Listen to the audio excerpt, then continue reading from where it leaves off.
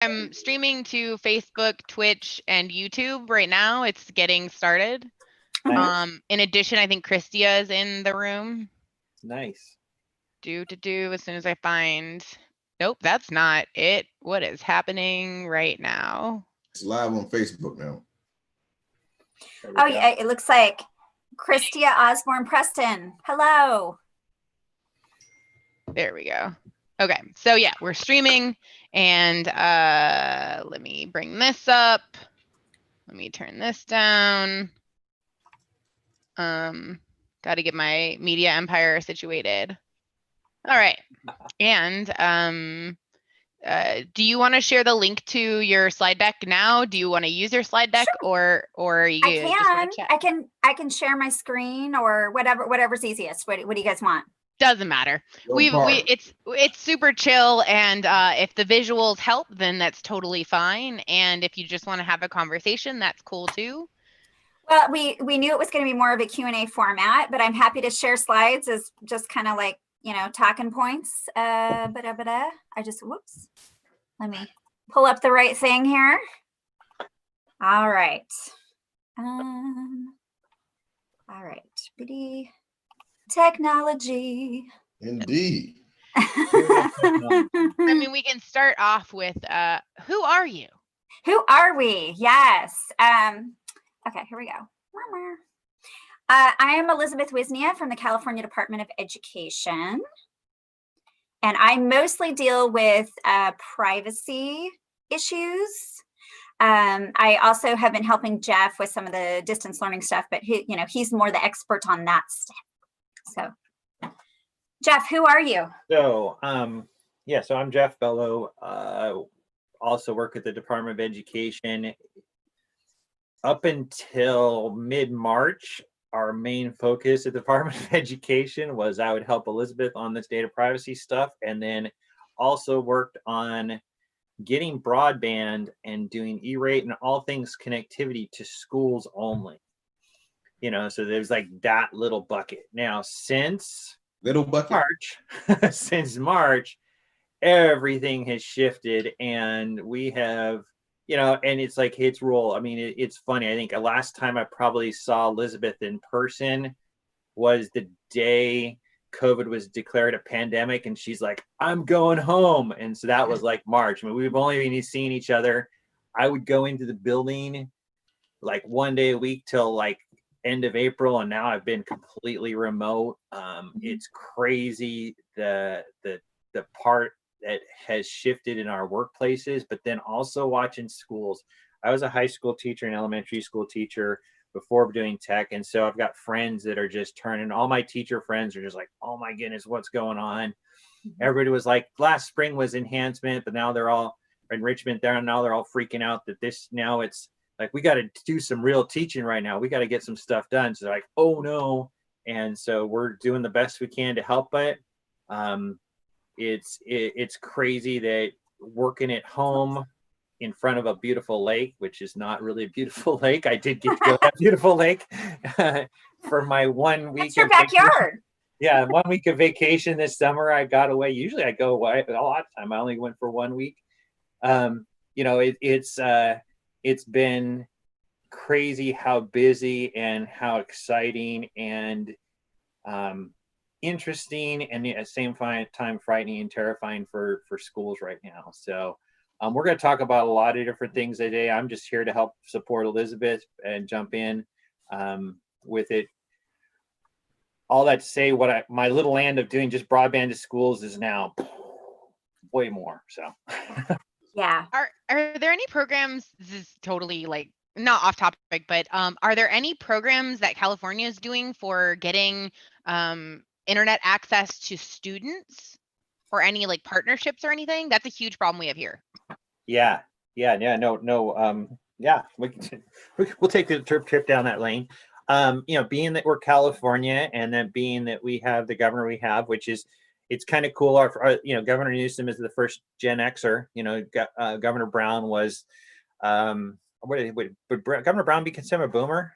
I think so. I think he's a boomer. Yeah, boomer, maybe and so Governor Newsom has a whole different view on tech. I remember when Governor Brown came in, he was like, yeah, we're doing away with cell phones. And his idea of vacation was retirement is he has this little cabin up on his family ranch that's like 5,000 acres up in Sutter County that has no connectivity. He just gets to sit in his 20 by 20 now that he's retired and read a book. I mean, to me, there's many days I'd rather do that, honestly. But no, Governor Newsom is very tech focused, and he is early on. What was that? March? He got the Google T-Mobile thing, Elizabeth? Yeah. March. Yeah, that's when we started it, is right after the shutdown. Yeah, late March. I think it was either him or the first partner got Google on the phone, and they made a deal with T-Mobile and Google where Google sponsored 100,000 T-Mobile hotspots and 3 months of service to kids. And that was one of the things we got coordinated doing was, okay, schools, who needs them? Because my nightmare was that T-Mobile would just leave 100,000 hotspots on our loading dock and we're all not supposed to hang out together. We're like, we don't want that. Yeah. But that's actually gotten out now. We're about 97-ish thousand of those T-Mobile hotspots are now out to districts, and they're going to go out to schools, and our schools will be able to check them out to kids. Some of them have actually been out already. So where T-Mobile works, at the same time, like I said, living in the broadband land, me and one of my other colleagues were on the California Teleconnect Fund Advisory Council, and that program here in California decided to, on their own, and they asked us, they're like, can we? And we're like, of course. They decided to allocate $20 million to schools to subsidize mobile broadband data plans for kids at school. So all school has to do is apply and go, hey, I got 100 hotspots from whoever it is, and they contact the school, and the school provider sends half the bill and the school pays half the bill. $20 million. I'm like, how cool is that? We're like, you want to give $20 million to school? Go ahead. Verizon made a pretty generous offer and program with LA Unified that then was expanded out to the rest of the state. So there's a lot of Verizon connectivity. So mobile broadband, we were talking about it. I mean, that's pretty much the only way kids are going to get connectivity on a dime. And unfortunately, when there's no mobile there, it's not available. And that's why we're seeing some schools that are being creative as they're thinking about reopening, where they're like, yeah, we're all distance learning all online, but we're also going to open up the school. So kids who don't have access somewhere else and you can come and work in safe, physically spaced out areas and have access to your work. Yeah. And a lot of schools I've heard also are asking their teachers to come and teach distance learning wise from the school. And they're working that out with the associations too. I think some of them said they didn't want them to do that, but the teachers would come. So if you had a teacher and 2 kids in a classroom and the rest of the kids are remote, you can definitely be safe doing that. And some schools have said we got to do that, especially for programs where they can't do things remote. Same thing with the higher eds. I don't know if you heard Sac State said that. Sac State said we're going to have like 2,000-3,000 kids on campus. Everybody else is remote, because if you're an engineer studying how much force it takes to blow up concrete, you got to come and blow up concrete. And so they're doing that. There's some stuff, the lab things, where they're allowing them. So wow. All that to say, there's a lot of moving parts. Every day seems to be different, but yeah, that's one of those things. You should just get internet to schools. Now it's like hotspots out. Talk to Verizon and So some of the stuff that we, when we were doing our distance learning calls, there are a lot of places where, even having a hotspot is not going to be helpful because there's just no connectivity. So we know there are a lot of infrastructural needs, and those are going to be more long-term, but, we're trying to help address some of the easier, low-hanging fruit, like, getting folks hotspots and devices where needed. So I would say that the best thing to do, if you are one of those schools that, is in need of knowing what the resources are and stuff like that, is just, be in touch with us. Cause like Jeff said, it's a constantly moving target. Every day we hear of some new program.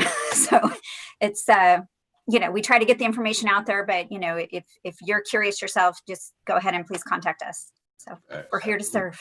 Cool, thanks. Very cool. So today's topic is privacy. Like, how does this new distant flirting paradigm fit into that? Mm-hmm. Yeah. So I just want to say that, I've tried to load this up, this presentation, which in case you didn't get the link, there it is. It's just CD Virgil 20. There's tons of stuff in here. Obviously, we're having a conversation, so I'm not going to spend a lot of time, playing videos or clicking into articles and things like that.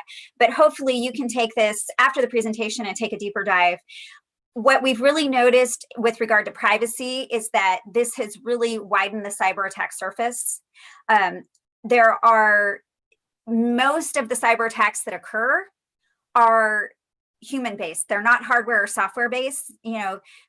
If you are updating your stuff frequently, you probably, if you're at a school district, there probably is a firewall and all that good kind of stuff. But if you have access to the system and you leave the system open, then that's how stuff gets in and out. And so the majority of cyber attacks that occur are a result of human failing, not a result of software or hardware failing. So as you can imagine, in this moment, with everybody having such heightened emotions about all manner of things, people aren't always thinking through the stuff that they're clicking on, the stuff that they're sharing. So the cyber attack surface and the misinformation surface has really widened during this time. And so we're seeing everything from like COVID phishing scams. There was one where it was like, hey, if you want to see the latest numbers near you, click on this Excel spreadsheet. And it looked like it was coming from like John Hopkins or something, but really it was just a cyber attack. Black Lives Matter, there were some denial of service attacks where they were trying to flood the website so that people couldn't get information about what was going on there. There's just all kinds of stuff going on. And then there's also the tracing apps, where people are trying to trace what's going on, who's been in contact with whom. And a lot of times there's a thought about, oh, this would be great because, if I end up testing positive and I've been around Jeff, well, we can contact Jeff and let him know. Okay, well, that's great, but what about Jeff's privacy, or what about my privacy, that kind of stuff. And so a lot of times what's possible through technology is ahead of what's, the flip side of that, what we shouldn't be doing. So, there's just a lot of stuff to think about from a privacy perspective. The other thing is, with so many more people being connected right now, students, parents, a lot of folks who maybe aren't as tech savvy being connected right now, they're much more susceptible to not knowing how to, set up their privacy settings and things like that. And so training is really key right now. As we're doing all this one-to-one deployment of devices and stuff like that, it's really key that we are just kind of listing some basic common sense stuff for educators and the students and the families to help them sort of understand just the very basic stuff that they can do. Don't just take the password that, is given to you by your router. If AT&T comes and sets up your router, change your password because, you don't know if that password that they gave you is floating around on the dark web somewhere, just that kind of stuff. Make sure that your default isn't, hey, you can follow me wherever. And, you want to make sure, if you're using connected devices in your home, like an Alexa or a Ring doorbell or something, have you thought through how often that thing is on, and how, is it listening to you 24/7, or, do you maybe turn it off when you don't need it so it doesn't hear and record every single conversation you have, just little stuff like that. So, and then also it does create a lot of anxiety for kids, because right now I know I'm a mom and my kids have been a little on edge the last couple of days. And I was hanging out with my youngest yesterday, and I said, are you feeling a little stir crazy? And he's like, yeah, he's like, I was looking forward to doing this summer and this summer and this, and it's like all the stuff, he can't do it. And so it's kind of this weird thing for parents where normally we want to kind of limit our kids' screen time and tell them, go play, but we can't really do that this summer. So it's like, you don't want to take away their only means for connecting with their friends, but at the same time, you don't want them on a on a platform where they're just getting like agitated because they don't like what's going on. They're losing the game, or, you know, their friends aren't being nice or whatever. So it's just it's a weird time. It's a weird time. And fortunately, there are a lot of resources that, you know, like I said, you know, all of these are hyperlinked to the resource that's highlighted there. So hopefully you can take that and use that information to educate yourself, share with others. Common Sense Media especially has a lot of stuff available in both English and Spanish. So, you know, you're not on your own. You know, there are a lot of resources to help you.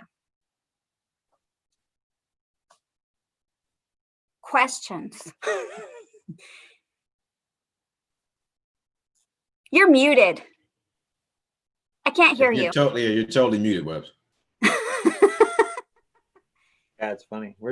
She's talking. She's talking. I've got a question for you though, Elizabeth. In the Okay, sure. So, all right. So you talked about a lot about the, you know, humans being kind of the weak link in this system, right? If I'm a teacher, all right, and I'm going to, you know, I'm using whatever learning management system is I'm required to use, Google Classroom, Schoology, Edmodo, Canvas, whatever it is, right? And my home district happens to be a Google Apps for Education district, which I'm assuming there are a lot of districts that are like that, right? And a lot of, I'm going to be finding out about a lot of tools that are supposed to help me, you know, reach my learners, give them superpowers, you know, the Nearpods and this and that.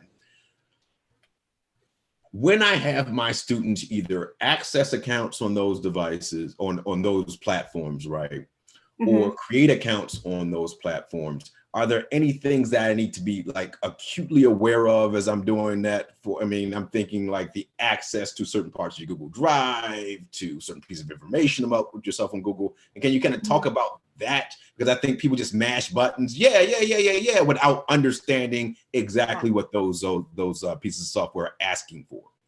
Right. And I think that needs to be a part of the training that the school district puts forth, not only just for the educators who are using the platforms, but for students as well. And so teachers need to be, you know, like, for example, just you share a Google Doc, you can make it so you can only view it. You can make it so that you have to only people that have been invited to view. You know, there are things you can do to kind of protect that privacy, but it's even stuff like, you know, when you choose a location to connect, what's in the background? What can you see behind you? You know, it's like, you know, hey kids, like, did you choose a password that's hard to guess? You know, just all of these different things. And the analogy that I always like to use is, you know, the IT supports, the, you know, firewalls and all that kind of stuff. Like, that's the wall around the city. But if you have keys to the gate and you leave the gate open, it doesn't matter how strong your wall is, right? So what I always like to impart to the kids and the educators that I talk to is, you have keys to the gate. And what are you doing? Are you leaving the door open? Are you, you know, leaving your computer open and walking away? Are you making sure that you are using different passwords for different things? Are you, when you share something, are you making sure, do you know that who you're sharing it with? Or are you sharing it with everybody in the classroom?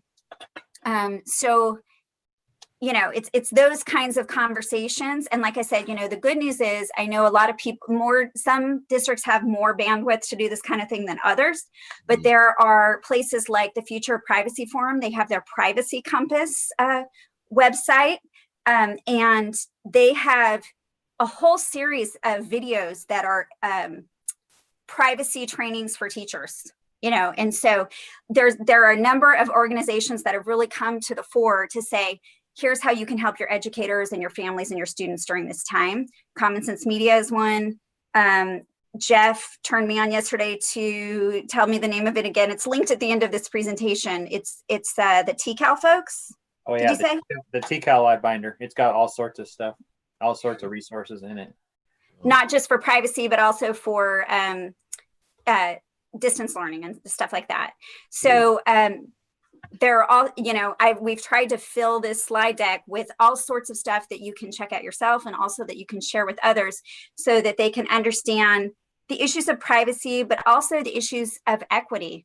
And I really want to make sure that we are also talking about how, you know, just because a kid has a cell phone doesn't mean that they are having an equitable educational experience. You know, one of the things that we're really hearing from a lot of people is even if the family managed to have digital access at home, sometimes that runs out, especially if they have multiple kids in the home who are Zooming with teachers and stuff like that.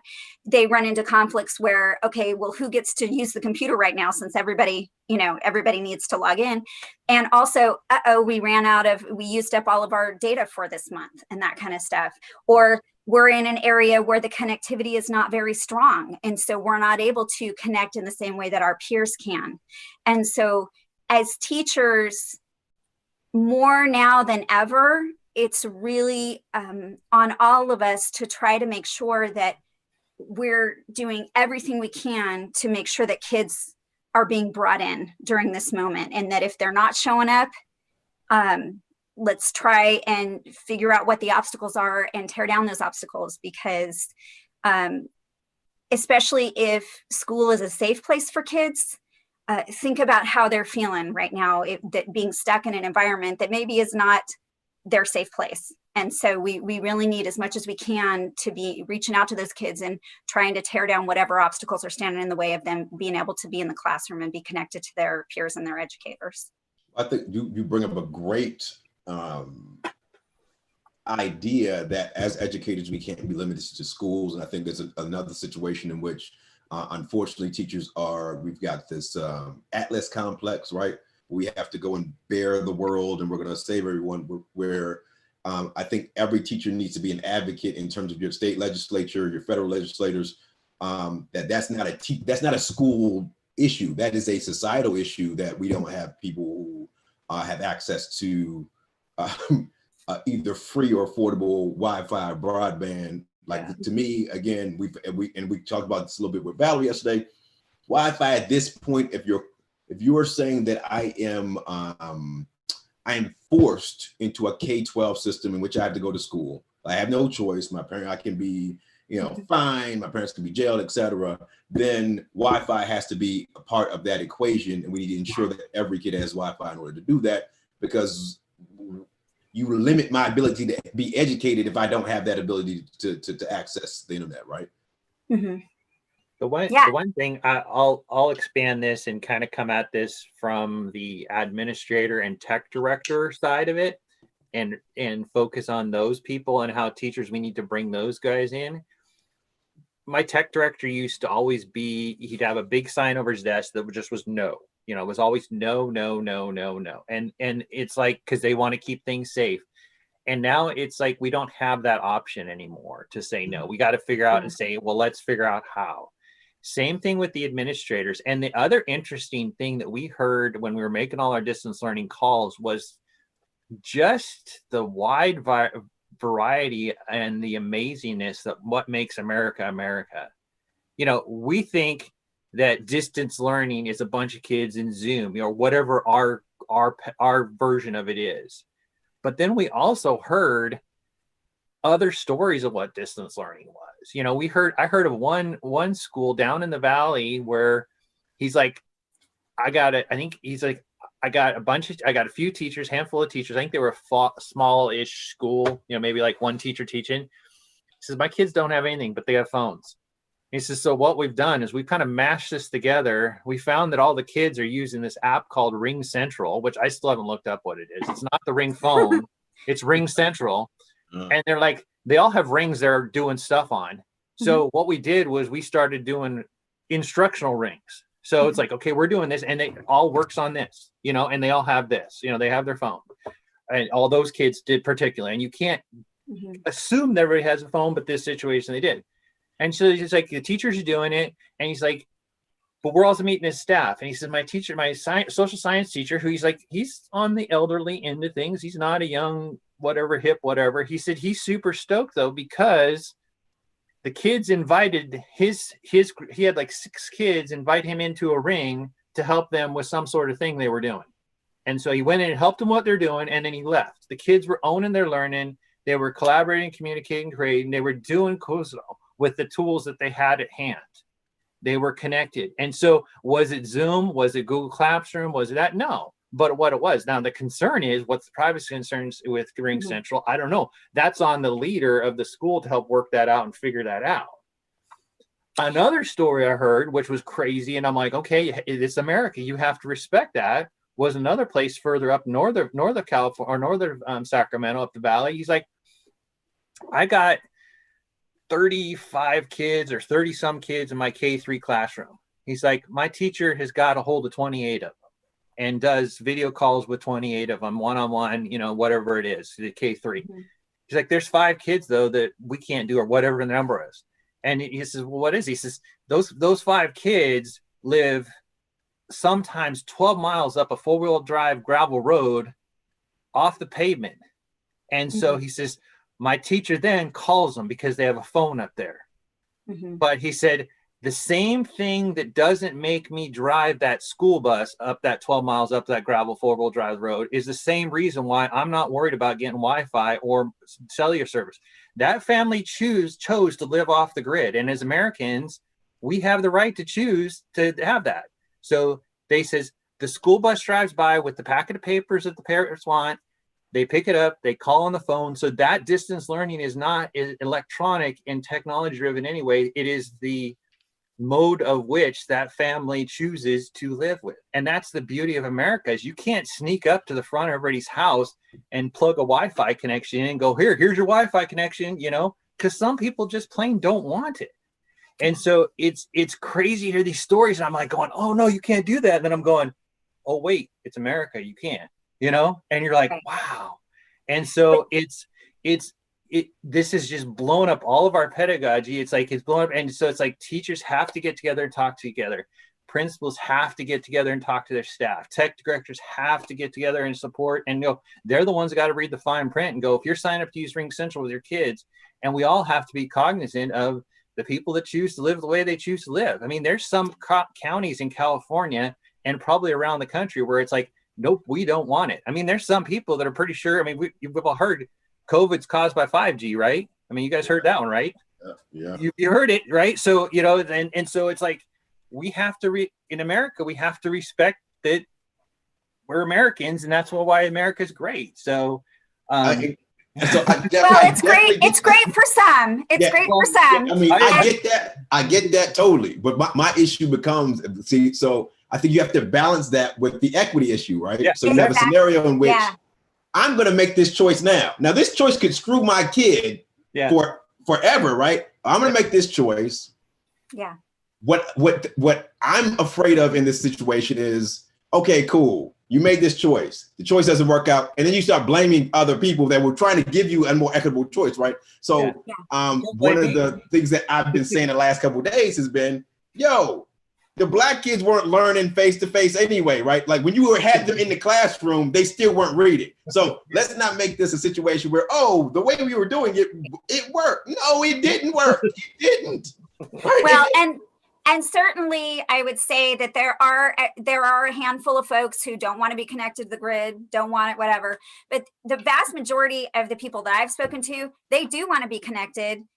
They just have obstacles to that happening. And so equity is about meeting kids wherever they are, whether it's, can't connect and want to connect, do want to connect, but can't, so it's about knowing your population, meeting them where they are. If they're not showing up on the weekly calls or whatever, it's about finding out why and seeing if there's another way that you can connect with them. And even in the middle of cities and stuff, we're finding lots of kids who, there's plenty of Wi-Fi around them, but they just don't have the resources to access it. That's so what our case is in Vegas.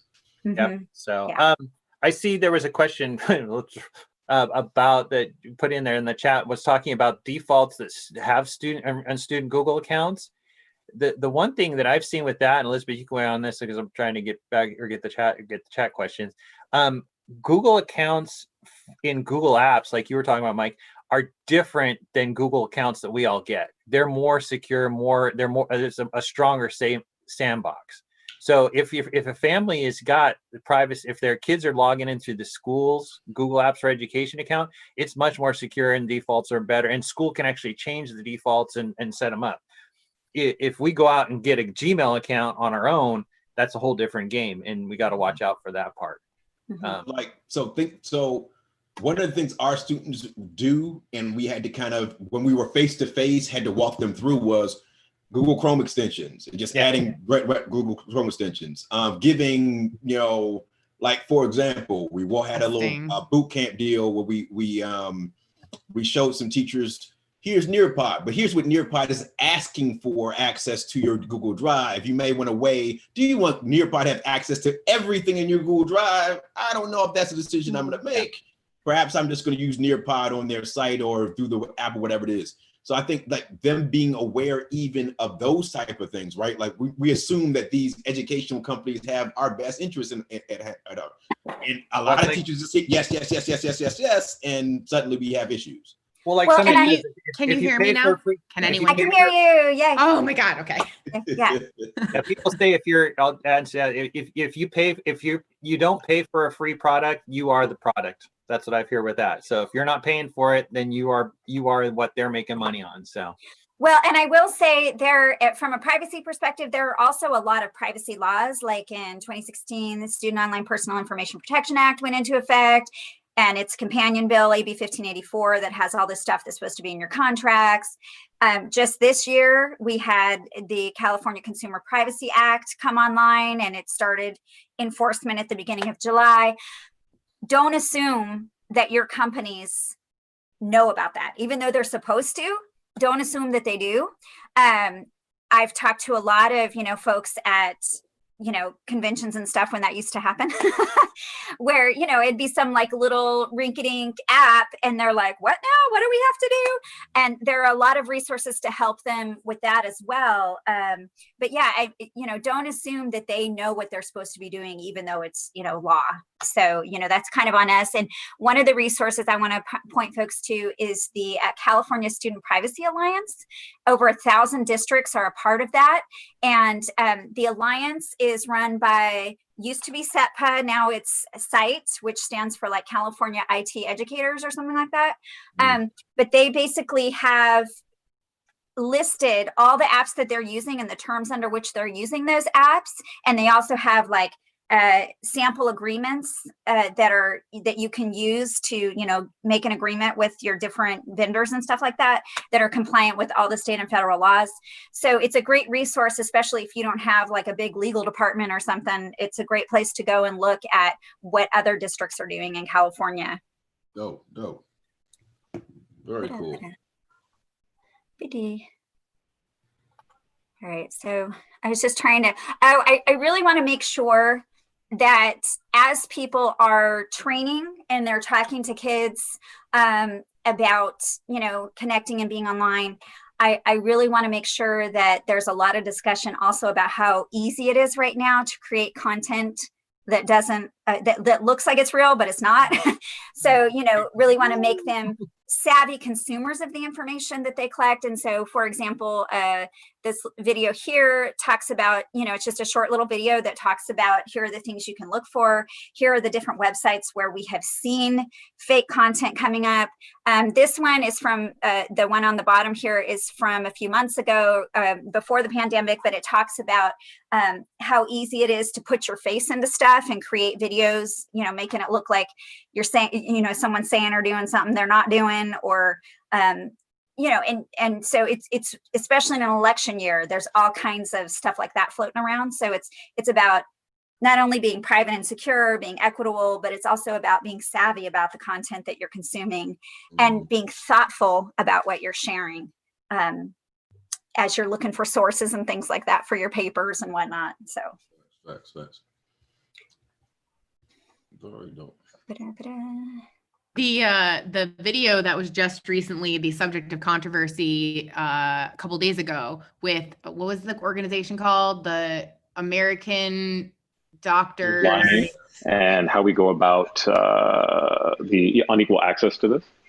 Yeah, no, thank you, Leslie. And as I said to you when we started this, I'm so jealous by your. I guess I started a video. Didn't mean to. I was just trying to click through some of the slides. That's all right. The American Doctors of whatever they were, and a few people had shared that video. And the first thing I did was just go Google it. and see what this organization that's having this press conference was talking about. And it led to a website that was clearly just built on Squarespace. It had a default little favicon icon up in the tab. There's no other contact information besides an email address. And that immediately struck me as like, something doesn't feel right here. So like you were talking about, having that literacy and knowing when something doesn't quite sit right and when it's a little bit shady, I think is essential nowadays. But what if if it seems too good to be true, it probably is. Like, think about the Twitter hack, right? That just happened, where they took over accounts of a lot of influential people. We're seeing a big rise in things like that at an organizational level, especially as public employees. A lot of what we do is public information. And so a lot of times they'll make it look like they'll be able to figure out who's in charge of the money, who's in charge of the data. And they'll be like, hey, it's superintendent here, and I need the payroll records for these people because we're being audited or something like that. And they'll make it seem super legit. They'll even put the logo in there and stuff.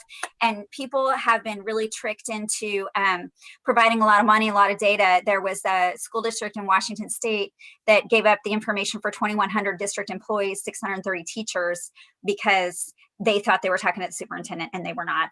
And in the private sector, we're seeing this a lot. Even that, janky Twitter hack that just happened, they were able to get like $120,000 in Bitcoin, from people thinking that was a legit thing. So,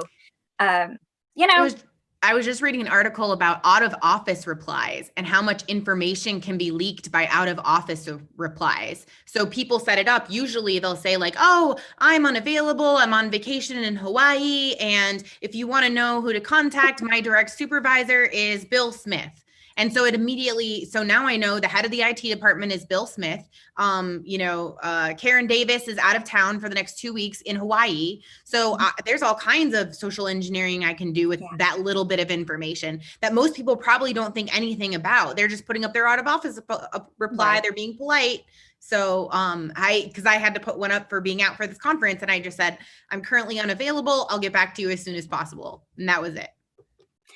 Yeah. Go ahead. The other thing, like I was thinking about what Webbs just said about the doctor's deal, though, because a lot of that stuff is also confirmation bias also plays into that, right? This is something I want to hear. If someone's telling me, oh, you're right, great, yeah, I'm going to share this and share this and share this and share this because it makes me feel like I'm in the right the entire time. And so I've had a number of people that, I consider intelligent people share that video as, look, I don't have to wear a mask because this lady who's a doctor says I don't have to wear a mask, right? I mean, and I think that the ugly underbelly of our artificial intelligence is that we are all in our own echo chambers of what we want to hear right now. It doesn't matter where you are on the spectrum, what you believe. Because of artificial intelligence, they're able to see what you like and keep feeding you more stuff. So, it used to be 50 years ago, we were all watching the same 6 o'clock news. So we were all basically getting the same, information that met certain journalistic standards and that kind of stuff. Now you're getting fed, stuff that's catered just to you. And that's not a helpful way to get the whole picture. So you really want to I don't know if you've seen the media bias chart, but, that's a good way to kind of check and see, are these sources that I am looking at, are they from across the spectrum, or are they all on one side? Or are they down in the red box of, this is basically folks who have an agenda and are spinning the truth or just telling out and out falsehoods to, try and serve their agenda. So, it's important stuff as we're all online and we're all connected to make sure that we're being thoughtful. And especially for all these, kids and families who are newly online, they're not used to doing this, all this kind of stuff. Don't assume that just because they have a cell phone that they know what to do with that. And I know that I have to, even working in the field that I work in and doing all these presentations and stuff, I have to talk to my own kids constantly about, I don't really like the tone you're using there or the words that you're using there. And, as I don't know if y'all heard about that, in Minneapolis, there are a bunch of stores that recently had to close because some tweets from the daughter from when she was 15 came to the surface and they were super racist. And even though she apologized and said, that's not how I feel now, that was 15 years ago or whatever, you know, kids need to be really thoughtful about the digital footprint that they're creating and how that could come back to bite them in the future. Like, don't teachers need to scaffold that for their students? Like, I think a lot of times it's like, oh, this kid, you know, this kid will just come to this realization themselves, rather than, especially now, this is one of the things we're telling teachers at our school in our district, like, yo, that first couple of weeks, there needs to be SEL and digital citizenship lessons embedded in what you're talking about, so that kids get that sense of, you're online, there's still a community, there's still standards, there's still things you should say and things you shouldn't say. And again, we don't want to have a situation where you're first round draft pick in the NFL and then somebody goes and digs into your tweets and like, yeah, you just lost all your endorsements because you said something crazy when you were 12. Exactly. Like, you know, all of this online connectivity is great power, but what does Spider-Man's Uncle Ben say? With great power comes what? Great responsibility. This is fact. That's right. So it's a privilege to be connected, but it's also a responsibility to be connected.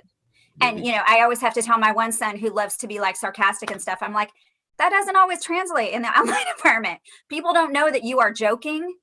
So, you know, if you wouldn't want a college recruiter to see that, like, don't say that, even as a joke. The thing, I think you're 100% right. And I think the challenge is there's a lot of teachers that feel equipped, and principals and you know, folks, educators across top about female equipped to do this. But then there's also a larger portion that we want to realize that they themselves feel that they are just not ready and not able and not, you know, they're like, I don't even know how to be a good digital citizen. And when I sit down, there's a whole bunch of young people that are like rocking 100 miles an hour, and me and 3 of my friends sit in the back of the training going, wait, what's your pod, you know? And you want me to do it? And it's like, they're not bad people. They're sincere, honest, care about kids, educators, and they're just like, wait, what? And so that's where it's like, as educators, we got to look around the room, get everybody in on the conversation and go, okay, hey, let's figure this out together. Because like it or not, we're the best group of people to do this and do it. And you know, and that's hard because, you know, I operate at 100 miles an hour with my hair on fire most days. You know, I'm fine with that, operating that mode, but I got to slow down and pay attention, you know, and go, okay, hey, let's work on this together. I mean, Elizabeth and I finally the other day were like, you know, we should be having our virtual coffee talks, because we used to have in-person coffee talks. You know, it's like, we're just reminding, I mean, we're good friends. Like, we got to have that to make sure we sync up. And that's now more than ever, because you can't just add another thing. It's like, well, in addition to this, in addition to trying to figure out how to do algebra 1, you got to do digital citizen. That math teacher's gonna be like, dude, I'm out. I have no idea what's going on. And the principal's like, I got teachers that are leaving. You know, it's like, come together, guys. We got to figure this out. Let's educate this. Let's do the best we can here and realize we're going to blow some things, but let's make sure we don't blow it. Because, you know, that's the other thing. I mean, it's bad that kids can't do online learning or do distance learning. It's worse if you can't do, I mean, you talk about equity across things. It's worse if you don't have access to healthcare because you don't have broadband. I mean, to me, that's life and death. So there's worse things than this. So you put in perspective, this is bad, but we can work on this and figure this out together. Because I mean, I care about those teachers. They're like, sit in the back. I mean, you sit in any training or any Zoom, you know, they turn their camera off. They're like, dude, we're out. Just like the 4th grade kids turning his Zoom upside down, you know? Yeah. You've seen those ones where you're in a Zoom class of the 4th grade, the kid's rotating his camera and you're like, why is Jeff upside down? Well, because he's a 4th grader. That's what Jeff does. I mean, but to what you just said though, right? Isn't there responsibility from your leadership to say, like, so in March, and if this is not to toot our horns or anything like that, in March, when we shut down, I got a bunch of the teachers together at our school and said, dude, in August, it's going to be the same scenario. Like, there's no magic pill that's going to happen between now and August. We need to start working at 3 o'clock every day to get you all who don't have the tech skills requisite, so that in August, we can rock and roll. Now, I'm not a genius. I'm not I'm not a member of Mensa, right? I saw I got my man's, I got Dr. Strange on my shirt. I saw a possible future, right? Yeah. Now, I'm assuming that people above my pay grade also saw this possible future and said, we've got to get these people like in a professional learning arc in which by August, they're somewhat comfortable with this mode. The fact that they didn't do that largely, to me, is a failure of leadership to say you have a number of employees who are unable to function properly in this environment, which is a possible future. And now you have those people freaking out because in a week you got to be able to do this. I know. And I think really one of the things we really need to be imparting to ourselves and to everyone around us right now is this is a moment for compassion. You know, this is a moment where it is so weird and there is no roadmap and we're going to make some wrong turns, but, you know, let's just figure it out together. When things go off track, like here's how we're going to handle that. But, you know, let's just be kind to one another and be, you know, super patient with one another as we work through these things. Because, you know, like I felt super fortunate in the spring. One of my kids had a teacher who was like super young, super tech savvy, and it was like no problem, you know. But I know that was so different than a lot of other people in that same school. They were like, oh, it was awful, it was the worst. And I'm like, oh, sorry, like mine was great, but you know. And so it's like we're all equity for educators as well, right? Like meeting those educators where they are and saying, okay, I see you're struggling with this. Maybe I'll partner you with this teacher over here who's figured it out.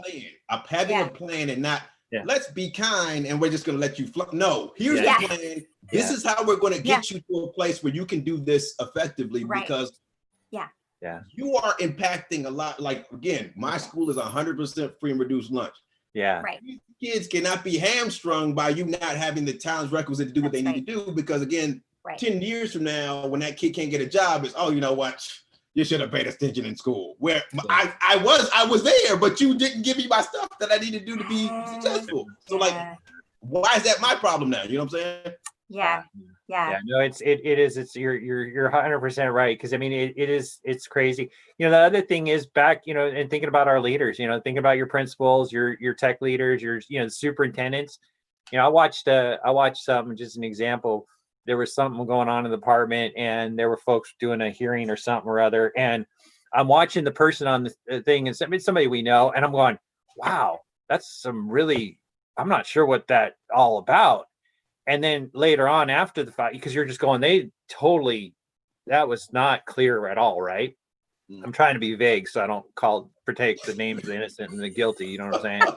But the point is, later on, some people were talking to the folks and they're like, I went home that night. The person that was on I went home that night and cried myself to sleep for 3 hours because I felt so hung out, just out there, because I was doing the best I could. And it was just, you know, and so same for those other teachers, same for the new teachers that want to go fast, same for that principal or that leader that's going, you know, they're as scared and as unprepared, and, you know, they're trying to navigate everybody from 5G caused COVID parents to we better open up the school parents, you know, and they're just like, you know, and so it's like, how can I help? I mean, I get to my point here is, you know, our boss is great. We work for in our division, and, you know, he's like, it's not stolen from that show, New Amsterdam, but it's basically that term, you know, the doctor on New Amsterdam, how can I help? You know, he always like, how can I help? And that's what Jerry's always saying. Our job is, how can I help? It's like, you guys, hey, come on, Weber, how can we help? And that's really the best thing we can always do is say, how can I help us get to next week? How can I get us through to Christmas or Halloween? How can I help us get to, you know, how can we're going to make mistakes. Let's make sure they're not lifetime mistakes so that kid's not 10 years from now not getting a job. How can we help? That's the biggest thing. If it's me and just 3 other teachers or me and 3 other principals or me and 3 other, we're going to help someone one way or another, because they're going home just going, oh my goodness, this is nothing like any of us have faced in our lifetime. We've never seen this before. There's no playbook for this right now. And so let's figure it out. We thought maybe we'd be in person. We probably knew we weren't. We were hoping, but we're not. So let's figure it. And so those of us, well, how can I help us? You want me to lead a group? Let's do it. You want me to help do this? You want me to read the terms and conditions for that thing? I'll read them. I'm not a lawyer, but I'll read it, you know? that's what we can do here in this time now more than ever. Well, and I think we need to also take the perspective of, the Mr. Rogers perspective. Look for the helpers, right? There are a lot of resources out there. And one of the things that Jerry has been really great in mentoring me is like, sometimes we're kind of hamstrung at the state level since we're a local control state, people will ask us for stuff that we're not allowed to provide. But what I can say is, that's not something I can do for you, but there's this great resource over here that you could check out that other people have found really helpful. And so that's different than just saying, sorry, that's not something I can do. You can, even if it's not something that you have the capacity to do, like I'm not as tech savvy as Jeff, right? And so if someone asks me a tech question that I can't answer, then I'll be like, hey, Jeff, what do you recommend here? Is there somebody that they can call? Is there a place they can go? And so I think it's really important to, just be making yourself aware of the resources. And if you don't know what the resources are, feel free to contact Jeff and I, and we'll try to point you, even if we don't have the answer ourselves, we'll try to point you to someone who can help out. Facts. I mean, I learned a lot. Great conversation. Hey, y'all have so many resources. Always. Too many, overwhelming. Somewhere. What's that? The link to this is somewhere. Yeah, I shared it in the chat and on Facebook as well. I'll share it again. But yeah, tons of resources, tons of videos. I'll go back to that slide at the beginning. We've got a meeting today at 3 o'clock with my teachers. I want to make sure that they get this stuff as well. And like I said, there's a lot of content here, and I hope that y'all will, consume whatever you think would be helpful and share it with others. You're not alone. Look for the helpers. Indeed. Christia says in the chat, I like it because it gives me an action step when I don't know what to do or how to get people moving forward. I think that was in reference to the how can I help? Mm-hmm. So yeah, that's great. Servant leadership for sure. Yeah. Well, thank you so much for making time for us today. We really appreciate it. Thank you for inviting us. What an honor. Indeed. Yeah, I mean, you guys are cool, man. I'm thinking about moving to California just so I can, take advantage of the resources. We got a lot of comic books. Come on over. We got lots of comic books. Comic books and me are friends, so that works. That's it. We welcome you to the team out here. That's the thing about California. It's like we just need more people on the team. That's for sure. 6.2 million kids. We got nowhere near enough help out here. I mean, everybody's just doing the best we can. So yeah, I can only imagine. I got a couple of friends that work for LA Unified, and I'm like, nah, I'm good. Well, it's funny because that's the beauty of California, because everybody thinks California is LA Unified, Orange County, but we really literally have a whole country in our state. I mean, we have those guys up there that live. I mean, there's a county down, or an area down on the coast north of Santa Barbara, where those great people, they don't want connection at all. They just want to live there. They want to live off, and that's okay. That's okay. That's all right. I mean, I had a friend of a superintendent there. She's like, they choose to live out there, out near Paso Robles or wherever it is, out there on the coast. Okay, cool. Live with no connection. That's great. My favorite is I talked to someone in North Coast who they are so far up there. They would love connection, but they can't even get contractors to come up there because they're so, it's so like windy, twisty to get out there. And they were firing up their Wi-Fi with a generator every day. And everyone in the town would use their Wi-Fi. And so now that school has closed, there's no Wi-Fi up there for anybody. Wow. So, and they're like, please come install solar in our, we have money, but people are like, I'm gonna fall off the cliff if I come out there. Gosh. Yeah, no, it's an amazing time. I think there's amazing opportunity. I guess the other thing I'll go closing point for me is, I read Clayton Christensen's using disruptive innovation to change schools back. It was about 2008. Yeah. It was about, and I dug that book out and I've been rereading it because I think of all the technology difference between 2008 and now. I mean, they predict in that book that half of high school would be online by 2019. I'm like, well, it's all of high school and it was 2020, or you were a year off. So just saying. But I'm like, I feel like there's gonna be some disruptive innovation that will truly transform education out of this time. And I'm like, I'm looking for that because I want to hitch my wagon to that sort of thing. And I don't know what, is it going to be the Ring Central type of situation where schools are that? Is it going to be personalized learning? Because it looks as there's going to be some kids that are going to be educated this fall in a way that we never thought possible. And it's going to transform education. So we got to look for that, see kids, because you think disruptions happen with non-consumers doing the same thing. So it's like, and then how do we bring that into public education? I believe in public education because that is like you said, everybody has to do it. But we can't disrupt and innovate ourselves. We can only sustain innovation. But looking for that disrupt, and if you haven't gone back, go back and read that book from 2008. I mean, there's a lot of just nuggets in there. And if we can find the disruptions and see how it can change us, that will be amazing. And it'll finally, I mean, it's like somebody, I got my Dave's New Bacon shirt, but I got a bunch of others of us that have been, working on technology and infotech and ed tech since, like 2000 when that day. We all want to make shirts right now that says, I told you so. We're like, told you, you need to be ready. And that's everything. I told, come on, I told you so. That's what we wanted. Well, we're like, no, we're going to be rude, nice. We're not going to be rude, right? But it's like, now it's finally here. Everybody has to go online. How can we finally change it? So that's my thing, my context here. If you see some cool, just incredible disruptive work, and I'm not, whatever it is, where kids are being educated this fall in a way we never thought, that disruptive innovation, let's talk about that.